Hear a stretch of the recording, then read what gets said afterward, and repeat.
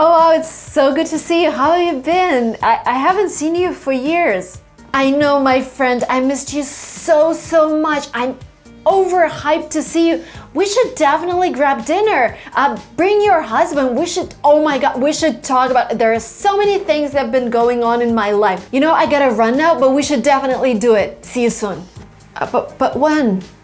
I don't even have your phone number. Okay, Americans are very confusing. Sometimes you hear something and you're like, oh, but I don't know, keep us posted means that you're interested in what I'm doing. Keep us posted. But in reality, you never get back to my emails. In reality, you start ghosting me. Okay, today we're gonna go through some phrases that Americans use, and as a Russian, I'm just used to understanding everything verbatim. Like if they say, we need to hang out someday, my reaction as a Russian, okay, let's schedule a date. Let's meet tomorrow at 7 p.m. But Americans didn't mean actually hanging out right now, maybe someday, maybe in a year, or maybe never. So in this video, we're gonna go through these phrases and I'm gonna explain what they actually mean so you can react in the right way. Of course, every American is different and every situation is different. I'm gonna talk from my own standpoint of what I encountered here in California, and I've been here for almost 5 years. And it took me some time to get used to whatever is happening here. So if you're a non-native speaker, watch this carefully. But if you're a native speaker and you're like, Marina, I've never heard of this, let me know. Maybe it's just me specifically running in these situations. But again, looking forward to reading your comments after this video. My friend Vanya is gonna help me. So the way this video is gonna play out is we're gonna hear an American say a phrase, and I'm gonna explain what this means. Your project is great. Keep us posted. Okay, so this is very American. American investors, like I've been pitching a lot here, pitching my startups, they don't like to say no.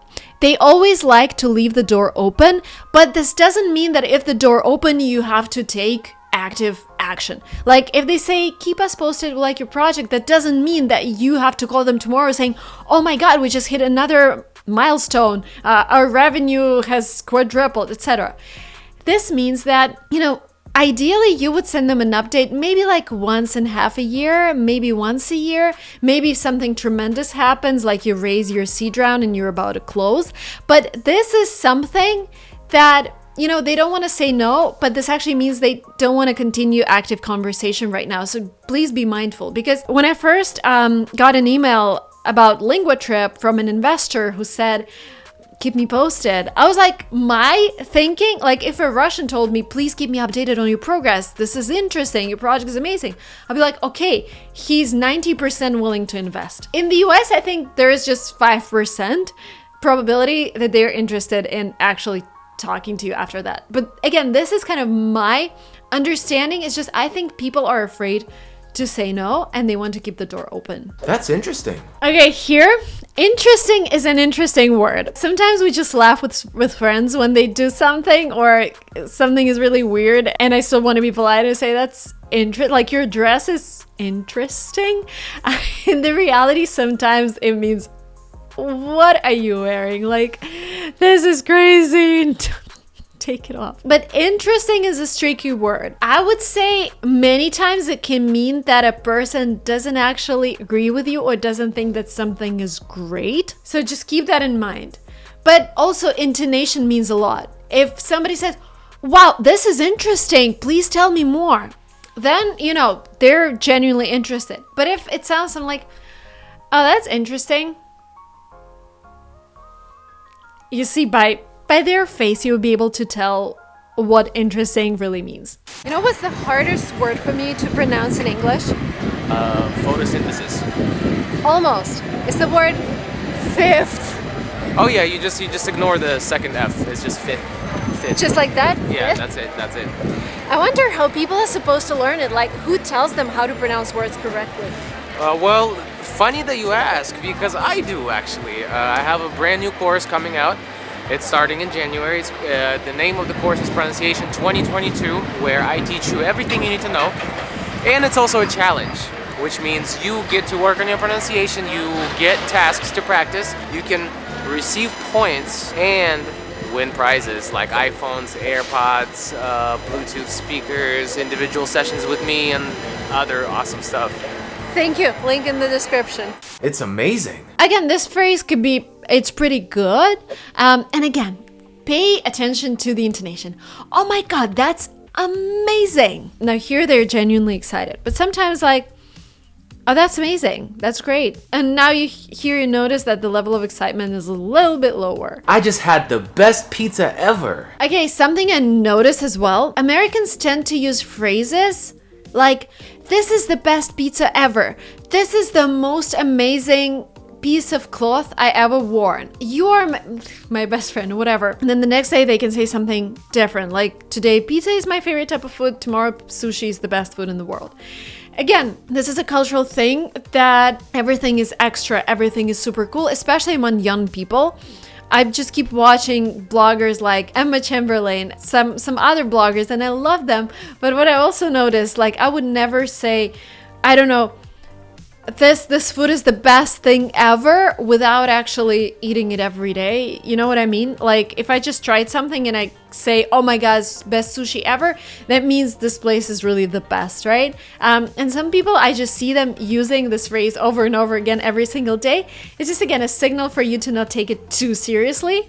That means it's great, but it doesn't necessarily mean that that person would prefer this food to anything else in the world. Oh, let's hang out sometime. We should hang out soon. Another super confusing phrase. Oh my God. I lived in a high-rise a couple of years ago in this tall building in San Francisco, and I hanged out with a lot of neighbors. And every time I met somebody, well, not every time, but that happened quite often. Sometimes I would meet someone on the elevator, like one of my neighbors, and they'd be like, oh, we should totally hang out together. I would be like, my initial reaction as a Russian would be like, yes, when? Do you want to hang out on Saturday? And normally the answer would be, oh, no, this Saturday is busy. We're leaving the town, but we should hang out. Like, we should hang out. It's a polite way of saying I'd love to hang out with you, but not so much that I want to schedule like right away, maybe someday. So again, I noticed that it's kind of a polite thing. And I would meet this person in the elevator in a week or in 2 weeks or 3 weeks. And the phrase would always be the same, we should hang out sometime. But then the actual scheduling never happens. And sometimes you don't even have their phone number to schedule something. So it's like, again, very polite. And you could totally say something like this. And if you hear something like this doesn't necessarily mean that your next step will be, oh my God, okay, tomorrow I'm free after 5 p.m. Are we going to dinner? Again, you can try this, but keep in mind what I just said. Let's get coffee sometime. Let's get dinner sometime. And all of the phrases like, let's stay in touch, let's grab coffee sometime, let's grab lunch sometime, depending on your relationship with a person. I have this person who keeps saying like, we have to have dinner sometimes. It's been 2 months already and we haven't scheduled anything yet. But I also have people who are like, let's grab coffee. And then I ask, yes, of course, when do you have time? And they're like, how about next week? So again, it really depends on the situation, but don't be surprised when they say, let's go grab dinner, and it never happens. Yeah, I know, Ben. He's my friend. Kate? She's my best friend. Okay, another thing, friend. In a culture where I come from, a friend is a person with whom you can share anything. I can come to my friend's place without calling them.